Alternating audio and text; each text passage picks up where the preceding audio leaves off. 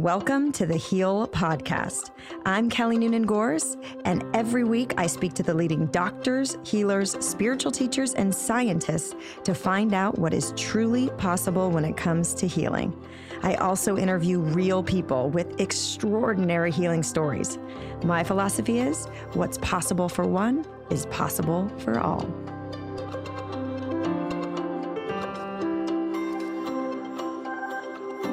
On today's episode of the Heal Podcast, I sit down with my new friend, Morgan Hoffmann. Morgan Hoffmann is a professional golfer on the PGA Tour with a passion for wellness, sports, the outdoors, and aviation.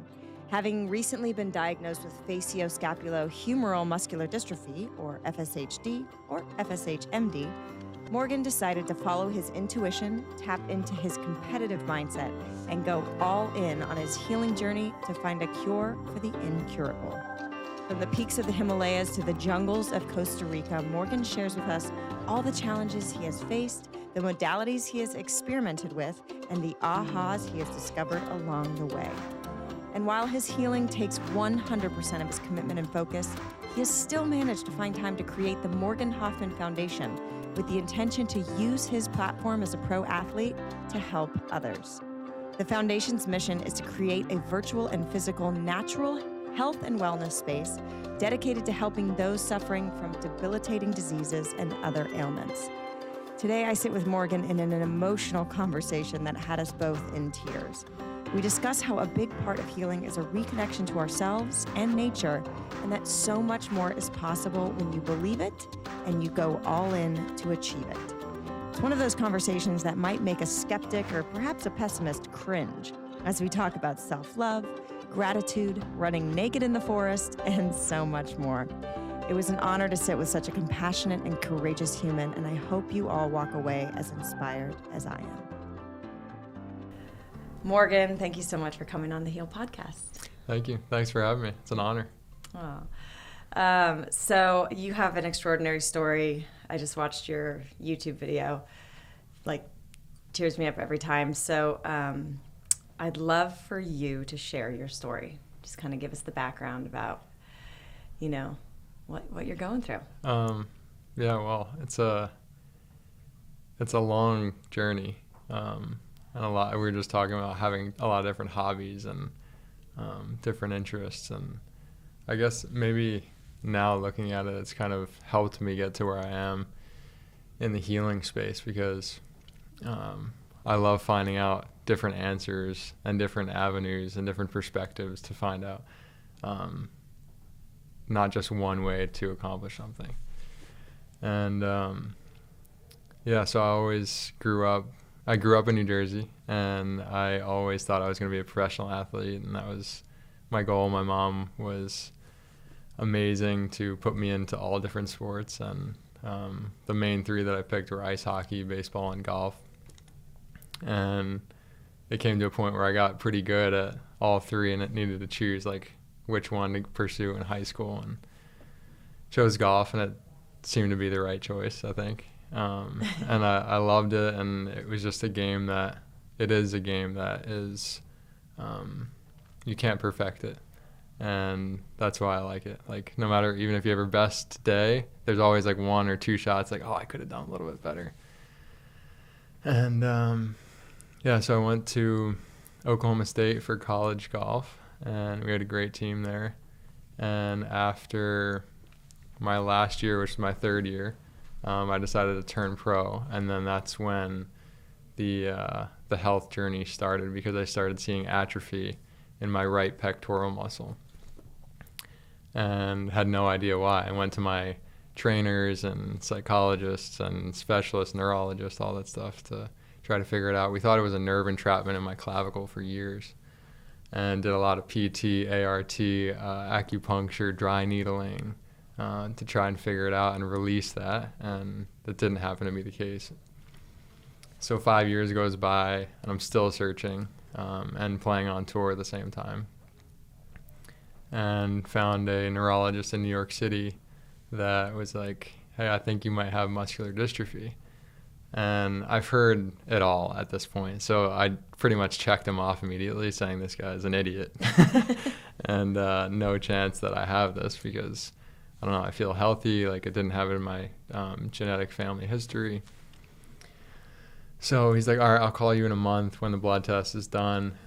And I was like, all right, great. So keep doing my thing on tour, playing decent, having ups and downs, but continually losing speed in my swing. Because at this point, the atrophy continued in my left chest and then my right quad. So I get a call like 6 months later from him saying, it's like a call like 2 minutes long. He's like, all right, you have FSH, Facioscapulohumeral Muscular Dystrophy, and there's no cure. I was like, all right, what do I do? He's like, I don't really know. I'm just telling you the results. And he said, good luck, and pretty much hung up. So that's what really rocketed me into the natural healing space, because my experience in the Western medicine testing and all that kind of stuff just didn't give me any hope. And I believe that we can heal naturally. And my journey from there really started to get into the detox regeneration kind of world. So I went to Dr. Robert Morse and started doing the fruit cleansing and fasting with the herbs. And while I was about 3 weeks into eating only red grapes, my wife was at that time girlfriend, she was in Nepal volunteering for we started a charity over there for some kids that we built a school and did raise money to give them Apple computers and help with the big earthquake that happened over there. So she loves kids and wanted to just go volunteer. But at the time, she met this doctor, naturopath, who is an herbalist, who lives in the Himalayan mountains, barely speaks any English, but he was treating a patient with muscular dystrophy and Parkinson's, and has been in a wheelchair for the last 30 years. And within the 2 weeks that she was there, she saw him start walking again. Wow. And she called me and she's like, you got to come and work with this guy. And I'm like, well, I really want to finish this cleanse and do this properly.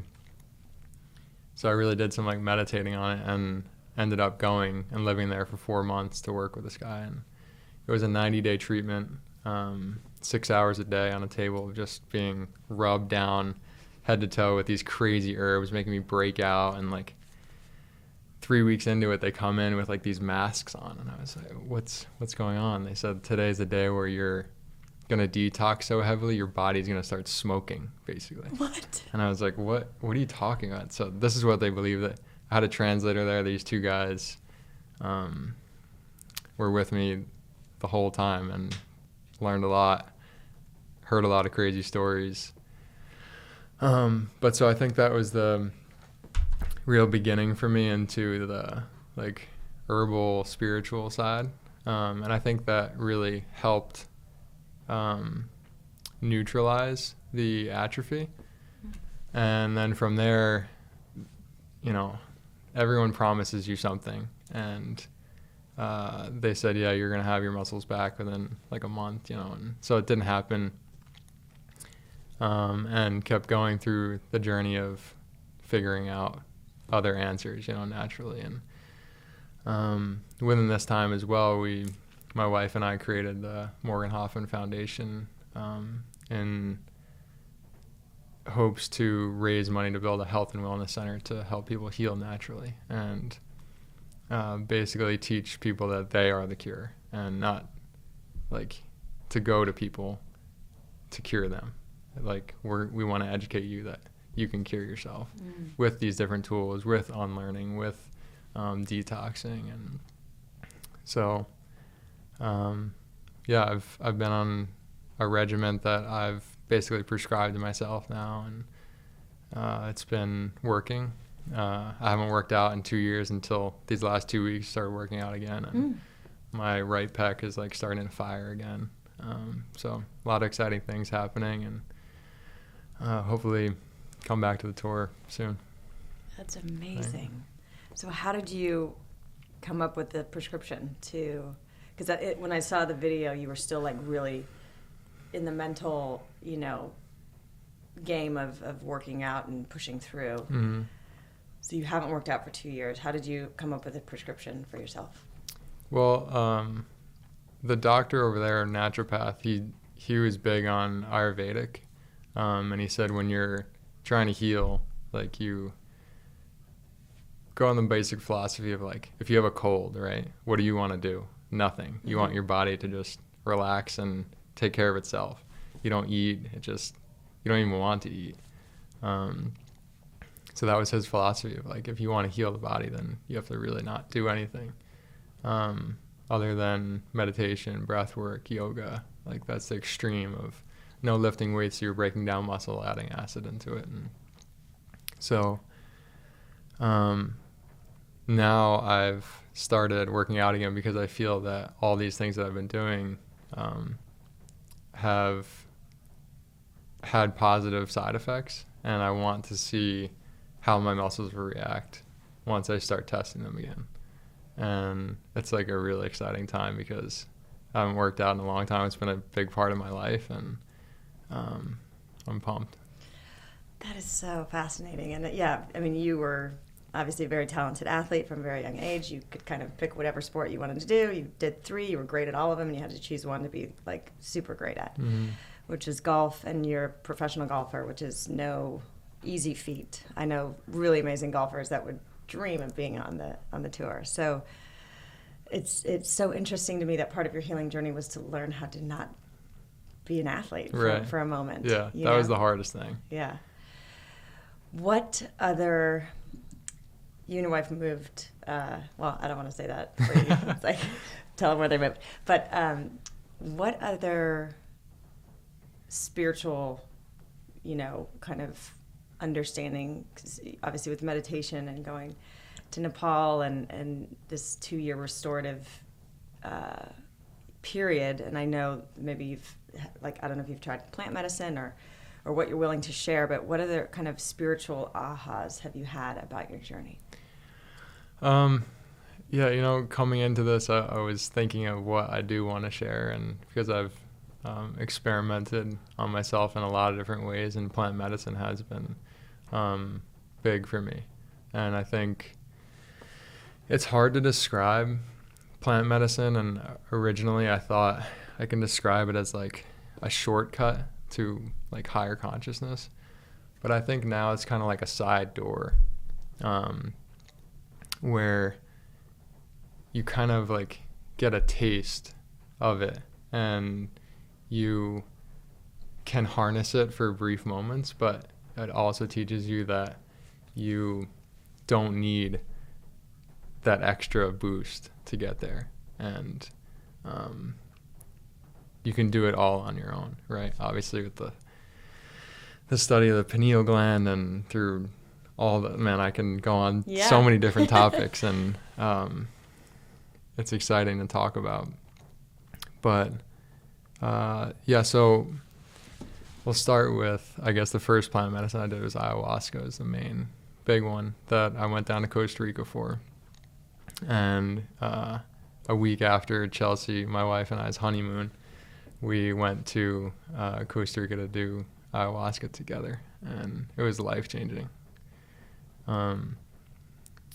Truly incredible. Just when I describe it to people after I come back, they look at you like you have 3 heads, but it's real. Like, those other dimensions and those experiences that you have, it's not seeing ghosts, it's not seeing fake things. These are beings that like we can't see in this ultraviolet light,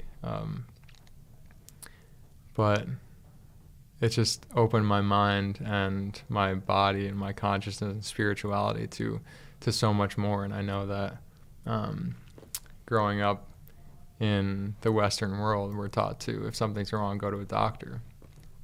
But now I know that like if you get a cut on your hand and you don't do anything, it's just going to heal itself. Mm-hmm. It's the same with the mind. It's the same with the body. So that's like the path that I'm on, and we fell in love with Costa Rica, basically. and learning about all the vibrations and the frequencies, and even just around us now with the Wi-Fi and the cell towers and everything. We tried to just harness the place that has the most healing energy. You can call it a blue zone, I guess, Costa Rica now. And we absolutely love it. We were looking at this house online to just rent for a little while, and we were like, all right, let's just try it out for a month and see what we think. We got there, we were 2 weeks there, and we put an offer on the house and bought it, and now we just planted like 30 different fruit trees and trying to live off the land, and just really, and we don't wear shoes. It's really weird wearing shoes right now. And yeah, just like completely grounding, getting back to that natural state. And yeah, we've been there for like a year now, and looking to build our wellness center down there because it's just so powerful. The mountains that we're on near the ocean, and this healing vortex, I'll call it, is just so powerful. Yeah, every time I go to Costa Rica, it's like so vibrant and natural, and so close to nature's original form, you know, and we've obviously lost that in an overdeveloped country with so much technology and advancements and concrete jungles. And exactly. So there is something to be said. Everything I'm learning now, it's just like in defining healing, it's wholeness. It's coming reconnection with yourself, reconnection with nature, reconnection with each other. Yep. And it's just so fascinating to me why each person comes into this lifetime with a different journey, a different task, a different challenge, a different, lesson, I guess. Exactly. For lack of a better word. But it's just so interesting to me that you, like, I don't know, just the muscular dystrophy, like, what does that mean for you? Why, in all these journeys and this time down in Costa Rica and this kind of tapping into a higher consciousness or turning within yourself, what has your mission become? What is your lessons and awareness? What's come through for you? Yeah, that's a great question. I was thinking of exactly along those lines earlier today, actually, about how you can look at your life in so many different ways, right? Like, but it is just a big lesson. And I think that everything that happens to you is for a reason. And whether you believe that or not is the way that you'll handle it and live your life ultimately. And I think that, when I first got diagnosed, I think I had the period that everybody goes through of like, why me, how me, that kind of stuff. And Chelsea was really the one to bring me up and give me that support to keep me going and use this platform of what I've created, I guess, or what I have with the PGA Tour and the friends and the connections I've made, that this, I don't know, the second I got diagnosed, I just knew that it can be beat, like dis-ease. I never want to make it one word. It's hyphenated to me. And if you just have a dis-ease in the body, then you need to figure out a way to release it and get rid of it. And I know that there's ways to do that naturally. And for me, it's a genetic mutation that's onset by some kind of environment, whether it's inside of you or outside of you, the people you're with, the way you talk, the TV shows you watch, the shampoo you put in your hair, like everything has an effect. And I think I'm here now to, give that message that everyone's going through something and they're not alone. And it's been really special to me because I've had so many people, now that I've shared my story, reach out to me and tell me like, hey, I've had muscular dystrophy for 2 years and haven't told my parents.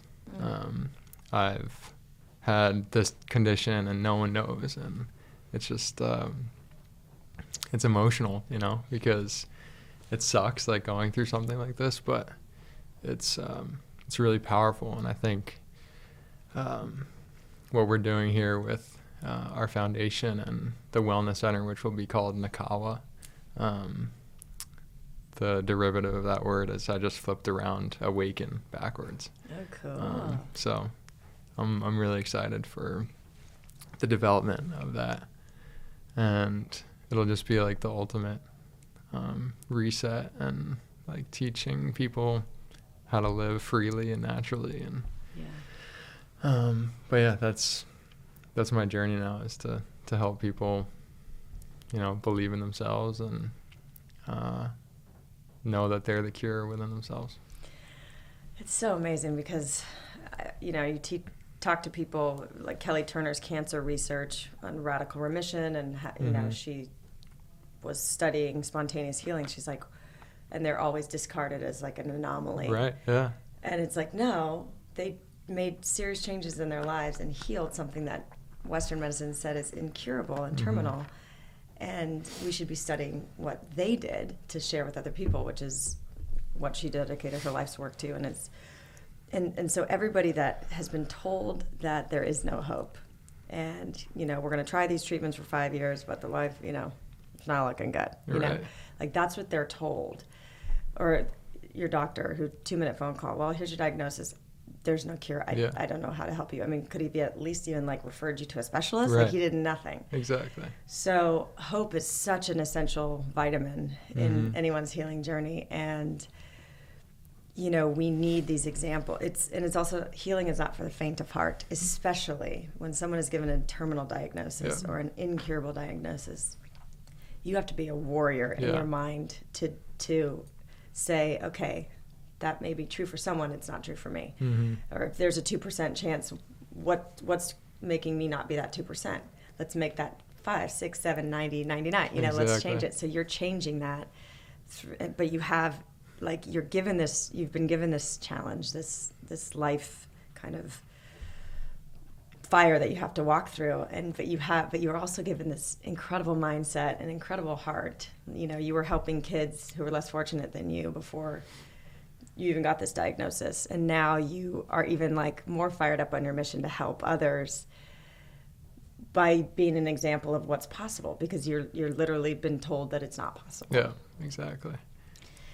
It's a lot of people tell me like, oh, you're eating raw. How are you eating raw? You don't cook anything. Like, what? How is that possible? And I'm like, well, look, if you had something that's gonna alter your life and like allow you to not accomplish your goals in your career, you would probably find a way as well.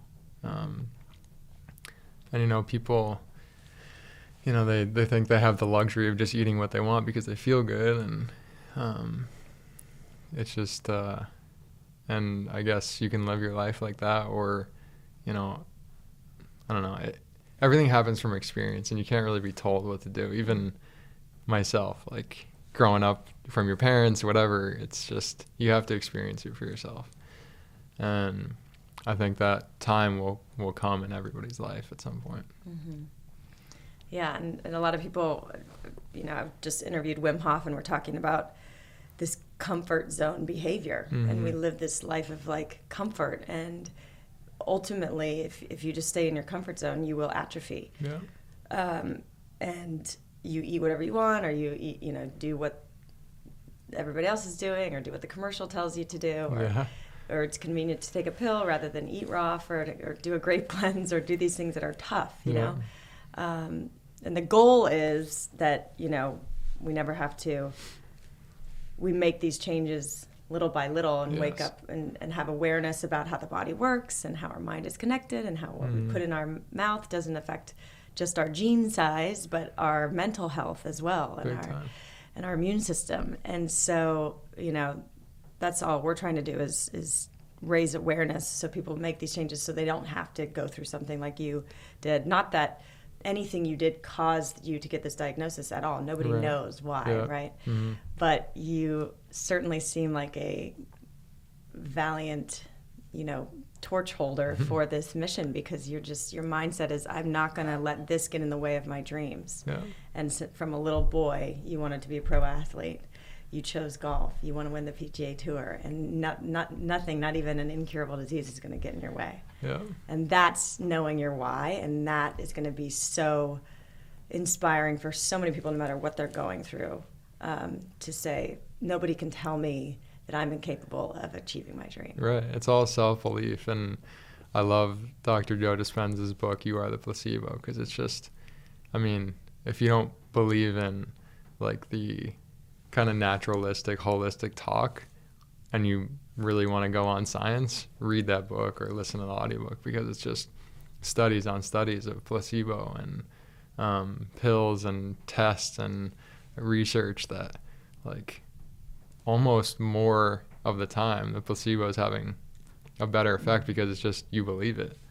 And what people don't understand is they think placebo, oh, it's just in your head. Mm-hmm. Well, no, it's actually the expectation then causes the brain to release the exact same chemistry that pill or that injection or whatever it is going to give you. Yeah. And that's how powerful the mind is. That's how powerful consciousness is. The brain is just kind of the hardware that, does what the mind, the beliefs, the subconscious beliefs tell it to do. Yeah. So if you're believing that this pill is going to make you feel happier or elevate your mood, and you expect it, and you know the meaning behind the science behind this pill, you take it, but it's actually a sugar pill. Yeah. That your mind is going to, the brain is going to release the exact same neurotransmitters that will elevate your mood. So It's not just in your mind, it's actual chemistry caused by a belief. Yeah, it's a chemical reaction. And it's even probably a better chemical reaction than what the pill is going to do for you,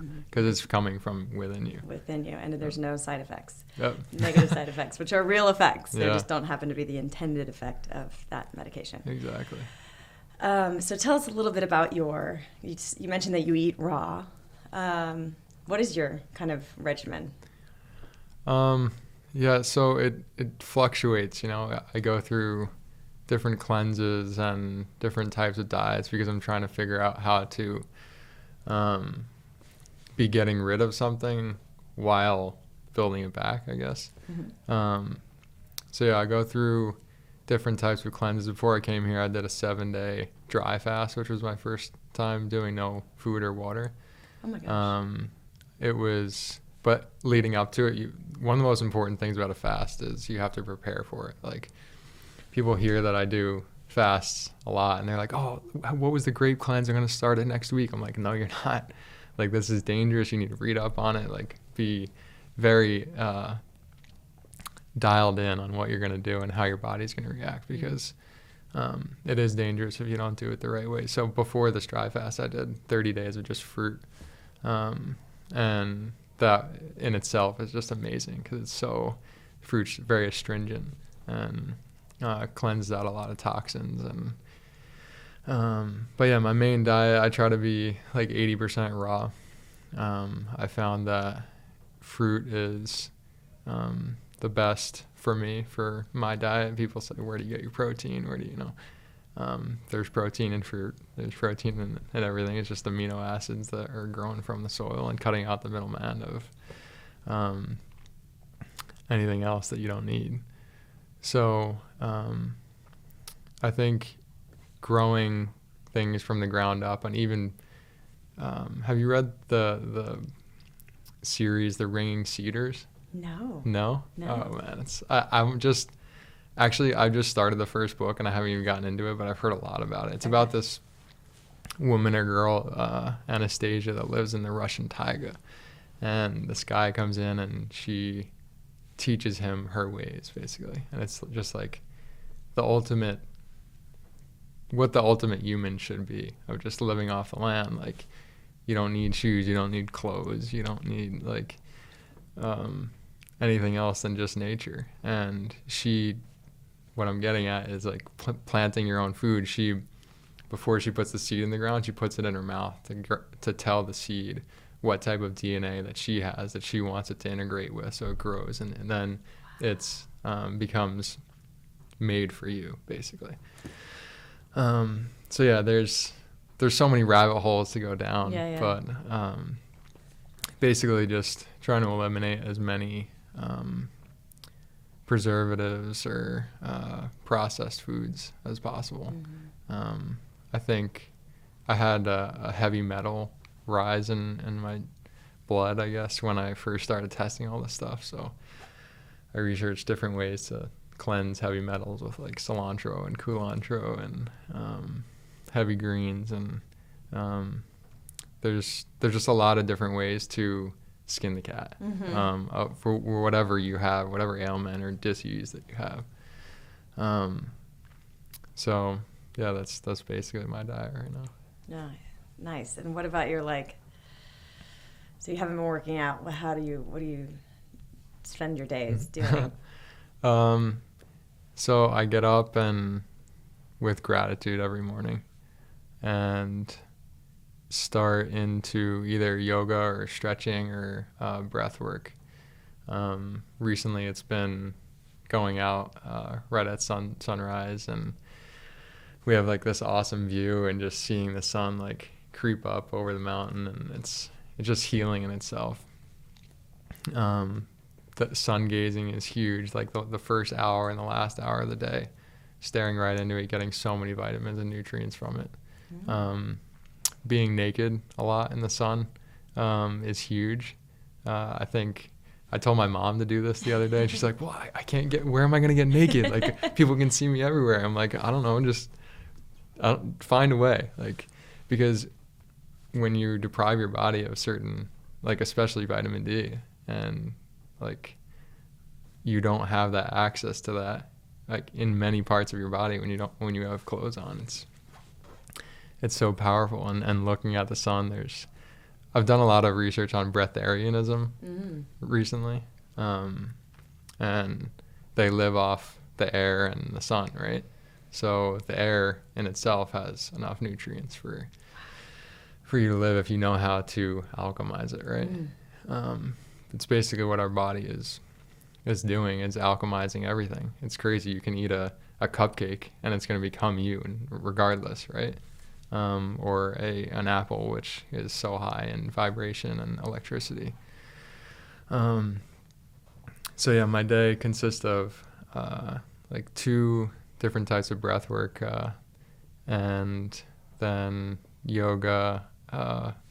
Our driveway is really long. It's like a mile long and it's straight up the hill. So I've yet to accomplish this goal since I've lived there, is running it up it once without stopping.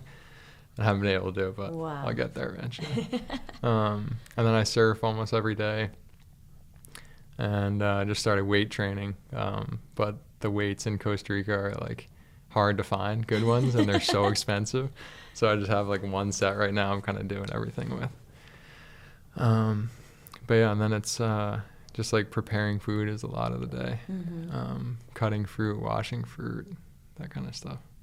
So yeah, it's just and studying, like getting to know all these different healing modalities to prepare for our center. Yeah, totally. So what? I mean, we have I could talk for hours and hours and hours and hours. Besides ayahuasca, like what other modalities have you tried? You've done herbs in Nepal. You've done different fasts. I mean, the dry fast I'm fascinated with. Yeah. Are you like levitating right now after a dry fast? I mean, the thing about food and fasting is we spend so much of our energy digesting. So much. And the standard American diet that's now infiltrated the rest of the world, and this is why so many people are sick, is because it's just such a burden on our bodies. So when we remove that burden of digesting, especially digesting non-food products and processed food and preservatives and all of those things, we free up so much energy to heal. And so if you're not, for this 7-day dry fast, your body is just going through and eating up all the toxins and waste and just detoxing massively. And that's when you heal. I mean, you are learning how to play the instrument of your body to optimize it for healing. Exactly. So what else can you tell us that you've learned? Yeah, that's a great way to put it. I think it's so important to just like follow the body's signs. What I was saying before, if you're in a state of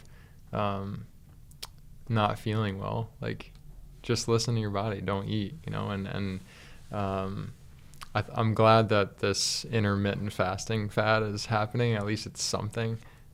People like still don't understand, like, don't go eat a pizza in those like 3 hours you have to eat. But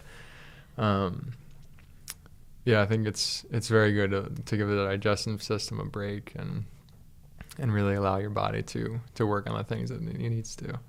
But yeah, I've done Iboga. Have you heard of that? I have.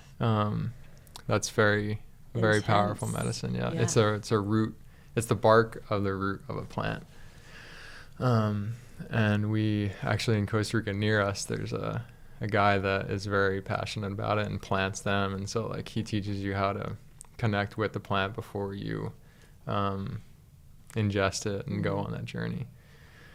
And it basically, all the plant medicine I've done, and mushrooms is another big one that is kind of hard to teach people about because they think it's just a party drug for the most part. And so when you say that, they're very skeptical of like, oh yeah, all right, cool, man, you're just going down there and doing drugs. And I'm like, first of all, it's a plant. Like, I'm not doing any drugs. I think anything that grows from the land naturally is not a drug. And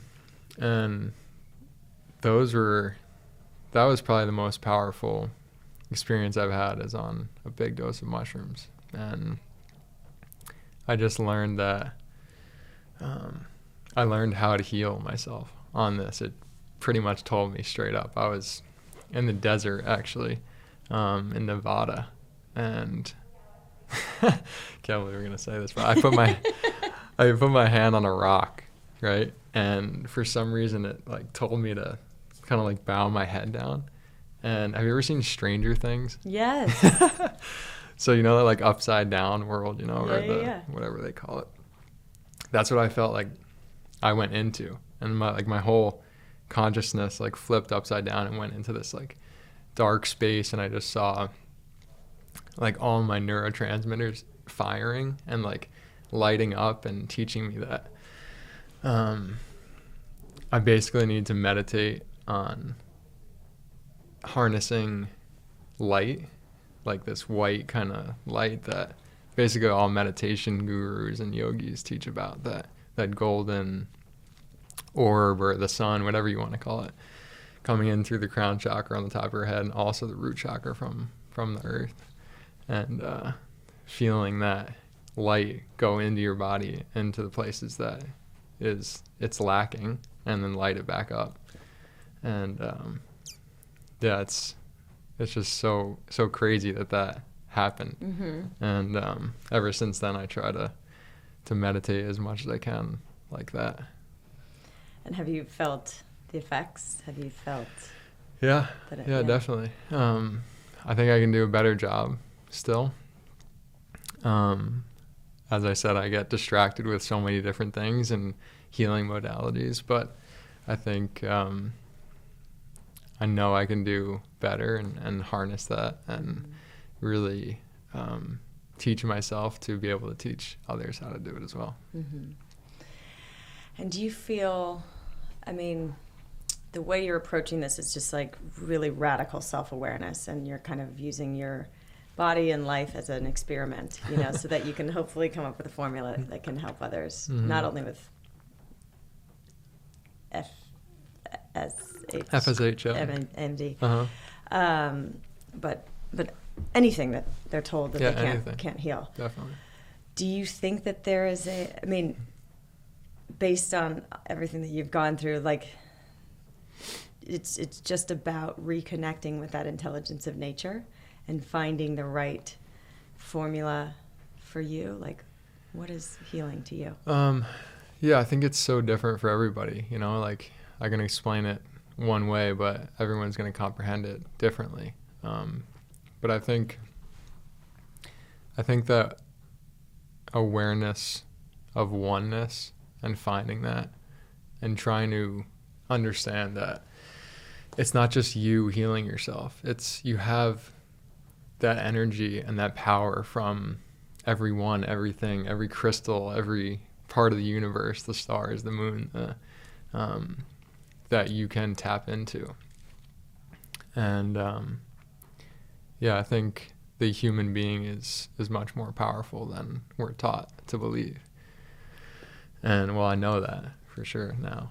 And it's really exciting. And I want to prove this somehow, and I want to be the one to like show pictures of before and after. And but in the process, I don't want to just wait for that, I want to start educating, start at least making people think, like that, all right, maybe there is some validity to this, or maybe I can try one thing, or like it didn't happen overnight for me. I'm not trying to tell people that this is easy. I'm not trying to get the point across that like it happens overnight. Like, get rid of dairy for a year, try that, see what happens. Tell me how your skin reacts, tell me how your sleep reacts, your brain activity. It's going to be, each step is such a dramatic change, and the more aware of your body, the more things that you will notice, and the differences and the healing aspect. I want to ask about like what are your thoughts like? Well, I just feel like you are, to me, you're just like, you are everything that I hope, Heal would inspire in people, It's, I just feel like there's so much more that's possible, And I feel like I want to support you because you're doing it. You're doing what I want to encourage other people to do, because we're so hypnotized into giving our power away. Yeah.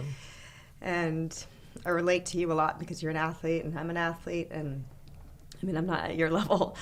But, I do feel like it takes that mindset and that self-awareness. And then, I just feel like we're very parallel, but I've been blessed that I didn't have to go through anything so heavy, and you're going through something really gnarly.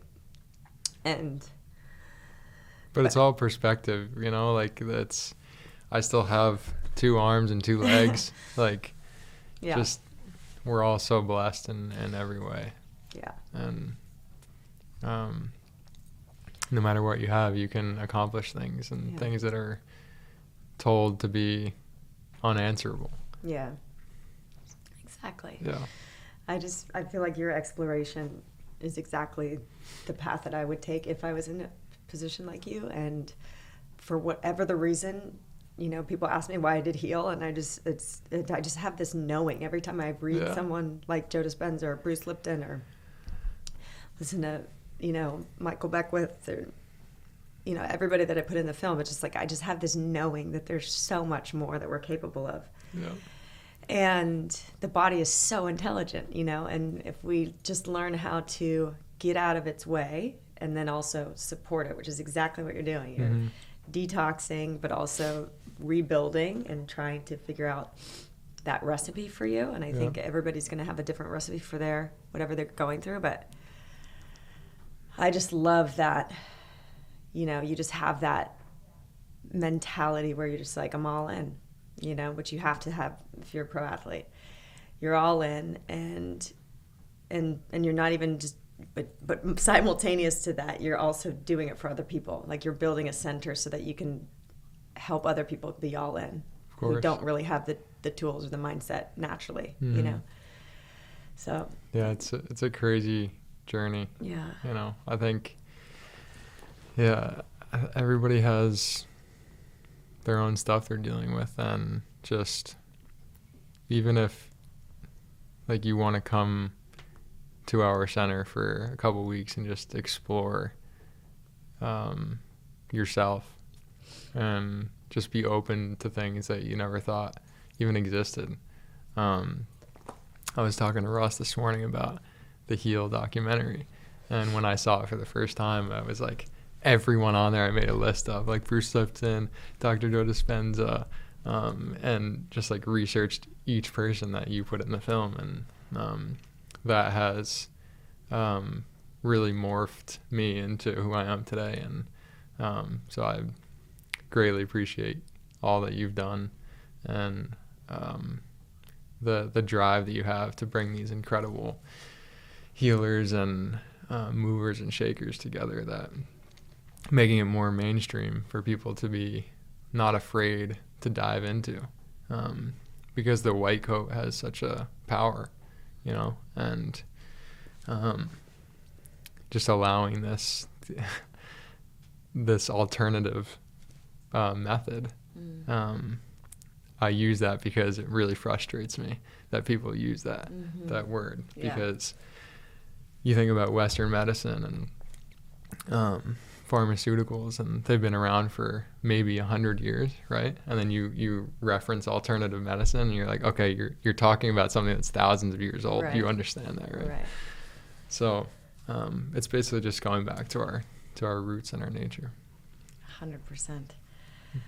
I was going to say something, and then I got on a whole other tangent. Yeah, and that's, we talk about the white coat having, I know a lot of intelligent, obviously very intelligent people that become doctors because they have this genuine, heartfelt drive to save lives and to contribute to science and develop drugs that can save lives. And there are drugs and there are technology that does save lives, of course, for sure. Helps so many people, definitely. But then I sit there and I am watching, especially in the last year and a half, how we just so readily give our power away. And we've just never been taught, really, that the power is within ourselves. And that's what I was doing with HEAL, like learning from all these teachers that I put in HEAL. They all taught me a version of that, like, you are so powerful. You are co-creator with life. We're not a victim of life. We're not a victim of our fate. Back to this white coat thing, we've been conditioned to give our power away, and it's a very, and again, like I said, lots of life-saving drugs, lots of well-intentioned scientists and doctors who want to save lives, and then there's somewhere along the way we lose the thread of intention, and then the intention becomes to make money, and that's why you see drug commercials for eczema and psoriasis, something that could arguably be healed by lifestyle changes. My wife had that her whole life. The last 5 years completely gone on a plant-based diet. Completely gone by changing your lifestyle, stress, detoxing. There's so many different causes of eczema and psoriasis, but something you can shift with lifestyle and healing of a different, spiritually, emotionally, mentally, detoxing your environment, etc. And yet we see a commercial with pretty music playing and the grandmother hugging the grandson with clean skin, and then we're not, because of this beautiful music and everything, we're ignoring, we've just decided to ignore the fact that taking this could cause lymphoma or death. And seven other side effects. Those are just the worst. I just jumped to the worst. That was the 15th and 16th side effect, which again are real effects. And it's just mind-blowing to me that people, because we've been so conditioned to live this convenient, comfortable life, we seek out, success so that we can have comforts. Yeah. But like 2 people recently in the last 2 weeks that I know were diagnosed with lymphoma. Wow. And I'm like, and everyone's like, oh, cancer. Cancer is like, it's a wildfire right now of cancer. Yeah. And people are not connecting. Like, this could be a side effect of the skin, like, Humira that you were taking, and there's a million of them because they're all competing with each other. And so I just want to wake people up that we've given our power away. We've sought out these comforts, these easy solutions, and these easy solutions come at a cost. And so you're doing the work. And reminding me, I eat pizza far too often, because I feel good and I have all these other things, and it's actually shocking to me that I'm as healthy as I am based on like the diet I grew up on, you know? For sure. So you're just a really good reminder. It's like there's so much. We are meant to be these vital, loving, connected beings, contributing to the world. We're not supposed to be sitting on the couch watching Squid Game or whatever that show is that's ruining everybody's mind.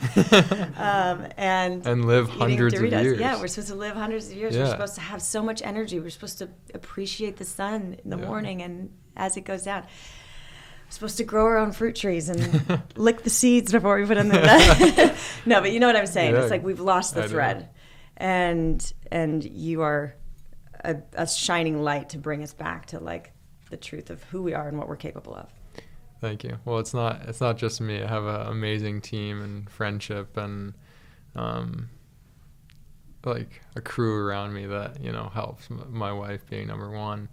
Our foundation team this year, we've finally grown into something that it's like a family now. Russ being one of them, and it's really exciting, and we just want to grow that as much as possible, and want to give that light to everybody, no matter if it's a drop or just like full on blinding in your face, you know.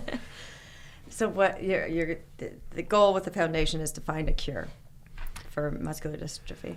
That was the original goal, definitely, because I was going in a direction of, I guess, selfishness as well, and kind of like for publicity also, kind of like unfortunate to say that it was like because I had this, I thought I only had to focus on curing this one thing. And in my journey, it's not just about the one thing. It's not, most people don't just have one disease or one ailment or one mental disorder or anything. So now the foundation is dedicated to helping people find a cure for anything naturally, basically. And basically just going back to your roots, and what that means is like being barefoot, eating off the land, or at least knowing like where you're getting your food. I think being strictly plant-based is difficult for some people to understand, and I think there's many ways to become healthy. Getting rid of processed foods or packaged foods, or like if you have a farm with your cows on it and you're petting them every day and talking to them and throwing a ball because they actually love to like play fetch with you. They do. And getting to have that bond with a creature, and then one day using every part of it to nourish yourself. I think there's different ways to live in that oneness. So the foundation's goal is to be able to teach you that you are the cure, that yes, we're going to have all the different types of modalities there, from acupuncture, meditation, yoga, Reiki, cold tubs, hot tubs, burying people in soil just to be completely grounded, to get rid of like all the EMF frequencies that you've been completely like submersed in. So yeah, it's exciting, and it's ever evolving, you know. Like as I said, the first year of it was just dedicated to muscular dystrophy, and it's very much focused on that still, because I've met so many people now that have it, and just trying to give support to those families, especially the kids. Like, that touches my heart, you know, that Duchenne's is the biggest one that most people know of, and they don't live past they're like 20 years old. And it's hard, really hard. Well, everything you're saying, you've reconnected to nature, you don't wear shoes, you're growing your own food, and this is the trend that I'm seeing. We've gone so far, we've such a gross disconnection from nature, and it's clearly not working with us, not working for us. And you know, the nature within ourselves, and the food and the processed food and the non-food products that we're putting in our body, you know, getting quote unquote energy from, the inhumane way we raise animals, the non-sustainable way that we raise food. So the theme that keeps coming up is called regenerative. Yeah. You know, our bodies are naturally regenerative. The planet is naturally regenerative, and we're literally getting in the way by spraying chemicals and pesticides and putting chemicals in our body. Mm-hmm. And so getting back to regenerative farming, regenerative, animal raising, I guess I would say, and then regenerative practices within our own bodies. Yeah, just practicing love was so difficult for me. Another plant medicine is wachuma. Have you heard? It's San Pedro. Okay. It's a cactus, basically. And they call it the heart medicine. It's very light in comparison to ayahuasca and iboga. But I did my first ceremony about a year ago, and it was the first time that I ever said, "I love you, Morgan." And I cried for the whole ceremony, basically, because I don't know if it was the way I was raised growing up, or just influences and from family or whatever. I've never told myself like I love you. I was always a perfectionist. I was always not good enough. It was focusing on the things that you're worst at to get better, instead of like giving that full love to yourself, like looking in the mirror and saying I love you and like really meaning it. That has such a big impact on your cells. I'm sure you've seen the study with water, right? Like there's many different studies of putting 2 glasses of water next to it and saying I love you for 30 days to one, and I hate you, or cursing on the other one, or completely neglecting it, yeah, exactly. And then freezing the water and looking under a microscope, and the one you say I love to is like these beautiful crystals, looks like snow and snowflakes, and the other one is like brown and has no structure. So that's what's happening in your body. Exactly. And I know we all want our bodies to be beautiful, so it's so true. And these things, again, science is now beginning to prove these things that we've had a knowing for thousands of years, just based on ancestral wisdom and being connected to the earth, whether it's Native Americans or Nepalese in the Himalayas, it's connecting to the earth and connecting to ourselves. And my spiritual belief is that we come from source. The source energy we come from is love. Yeah. And Anita Moorjani kind of confirmed that for me when she told me her near-death experience. And it's that when when you said I love you, Morgan, like you reconnected to yourself. You'd been in this cycle of competition and proving yourself and not full acceptance of yourself. And that's like such a big, line on the recipe of healing, like definitely self-love. Yeah. And just like, gratitude and love, and for anything, like it's such an easy practice that becomes so hard because you get caught up with so many different things, like giving love to your food just like for 2 seconds, or thinking about, okay, where did this come from? How many people had to be involved to make this come here on my plate, or how many organisms and like it's just appreciation is so healing in itself and freeing. And it brings you to the present moment. Most of us are just getting the food from the drive-through, or what your wife makes and puts it on, and you're just like thinking of tomorrow's thing, and you're eating. You're not conscious while you're eating. So just that presence of that ritual that we've had for years, saying grace before food, and now it makes sense. Like, so you said, appreciation and love, like gratitude. It's so easy, and again, like dis-ease. Our natural state is supposed to be ease. Our source we come from is love, and nature is beautiful, and just constant reminders to be grateful, to be in awe.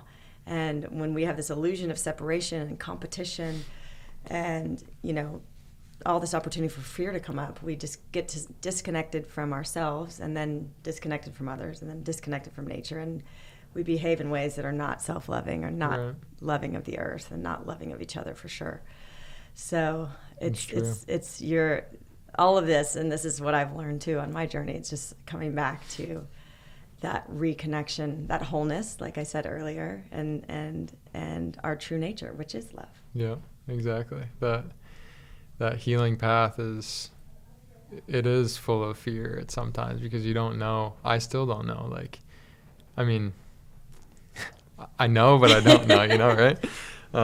You're leaving room for uncertainty, yeah. but you know. You got to know it. I know in my heart, for sure. But it's on the other side of fear is ultimate joy, I think. And I've experienced that firsthand in so many things. Like, I'm an adrenaline junkie. I love skydiving, paragliding, flying planes, like anything that gives you a little bit of like tenseness, afraid, like nervousness is just, it's the same definition as excited. Mm-hmm. And what's your body doing? It's like getting warm. It's, feeling anxious and getting excited, and it's very similar. So you're living on that razor's edge. Yeah, basically. I'm trying to, at least. It's hard. It's definitely not easy. And just learning every day is very important, I think. Always keep questioning, keep researching. Just because somebody says that, like, gives you advice, like, all right, why? Be like a little kid. Just say, all right, why? And then eventually you'll be led down the path, probably, to find a lot of answers.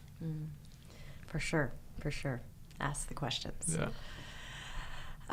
So where can people find you and support your foundation? Thanks for asking that. So right now our website is just morganhoffmann.org. Hoffman has 2 F's and 2 N's at the end. And we're in the middle, Russ and I actually, we're starting to develop our kind of plan on going forward on our healing hub, we're going to call it, basically, for our virtual space.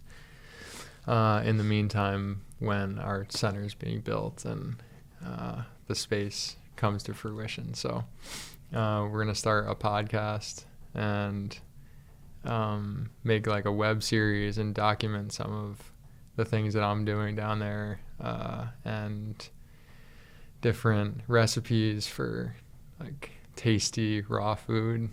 And yeah, it's gonna be exciting. Amazing. And then Nakawa will hopefully develop into something a lot bigger than just a wellness center.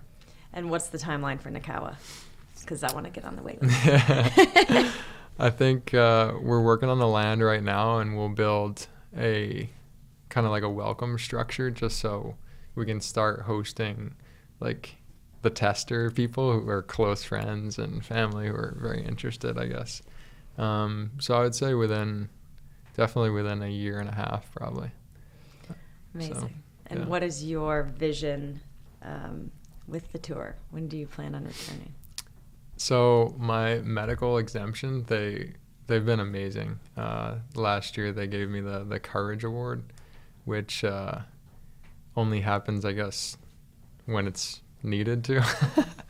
Unfortunately, it's not like the coolest award to get, but it's an honor. You know? It's pretty cool to me. But I guess with that, they gave me a couple of years of exemption to retain my fully exempt status. So when I want to come back, I'll have a handful of events to pick which ones I'd like to play. So starting next year, I think around May maybe, I'll come back on tour, hopefully, and see how it goes. Amazing. Well, we'll be cheering you on. Thank you. Thank you so much for sharing your story and continuing to document, because I think it's going to help so many people, and will definitely inspire so many on their own journeys, because your mindset is incredible. You're clearly heart-led, and I'm so glad you were able to come on. Thank you. I appreciate it. I was trying to hold back the tears out there watching you. I did a terrible job of holding back the tears. I wasn't expecting you to ask me a question. No, it's such an honor. You're a huge inspiration to me and my family and a lot of friends who I've told countless people to watch your documentary, read your books, and just study the people who you've had on, because these are the real world changers. And Yes, I can't thank you enough for having me and getting to know you a bit. And it's hopefully see you again soon. For sure. Thank you. Thank you. Thank you for listening to the Heal podcast. Be sure to tune in every Thursday for more empowering wisdom and inspiring healing stories. Oh, and make sure you hit the follow button on Apple, Spotify, or wherever you listen to podcasts so you don't miss that one episode that holds the answer you've been searching for. And if you feel inspired, we would love you to rate and review us so that we have the opportunity to reach more people.